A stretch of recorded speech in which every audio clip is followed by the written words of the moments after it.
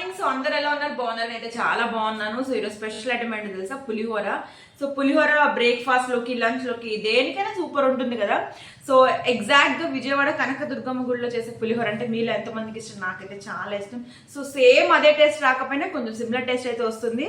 So process లోకి వెళ్లే ముందు కావాల్సిన ఇంగ్రీడియంట్స్ ఏంటంటే పసుపు, ఉప్పు, చింతపండు, ఎండుమిర్చి, పచ్చిమిర్చి, ఇంకా మీకు కాజు కావాలనుకుంటే కాజు వేసుకోండి, కరివేపాకు, కొత్తిమీర. సో ఇవన్నమాట, పల్లీలు. సో ఇవి ఇంగ్రీడియంట్స్ నేను మీకు ప్రాసెస్లో చూపిస్తాను.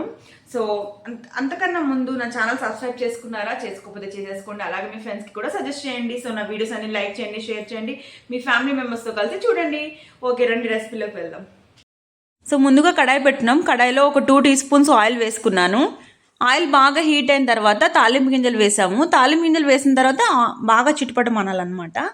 అవి చిటపటమనిన తర్వాత కొంచెం కరివేపాకు అండ్ 2 ఎండుమిర్చి, 2 పచ్చిమిర్చి, కొంచెం కాజు అండ్ కరివేపాకు వేసుకున్నాం కదా. పల్లీలు కొంచెం వేసుకోవాలి. సో ఇవి బాగా ఫ్రై అవ్వాలి, అంటే మరీ ఎక్కువ ఫ్రై అవ్వకూడదు. లైట్ గోల్డెన్ బ్రౌన్ అయిన తర్వాత అప్పుడు కొంచెం పసుపు, కొంచెం ఉప్పు అండ్ దీంట్లో మెయిన్ ఫ్లేవర్ ఏంటంటే ఇంగువ. లైట్ ఇంగువ వేసుకోవాలి, అది చాలా యాడ్ ఆన్ అవుతుంది పులిహోరకి.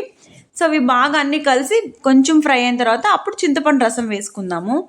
సో చింతపండు రసం అనేది నేను ఇక్కడ 2 మెంబర్స్కి చేస్తున్నాను కాబట్టి చాలా తక్కువ వేసుకున్నాను. సో మీ ఎంతమంది చేస్తున్నారో అంతమంది తగ్గట్టు క్వాంటిటీ మీరు తగినట్టు వేసుకోండి. అండ్ ఈ పల్లీలు ఇవన్నీ కూడా. సో ఇవి బాగా గుజ్జు అనేది బాగా మరగాలి, మరిగి బాగా దగ్గర కావాలి. చూపించని చూసారు అలా అవ్వాలి. ఇప్పుడు లాస్ట్లో కొత్తిమీర వేసేసుకుందాము.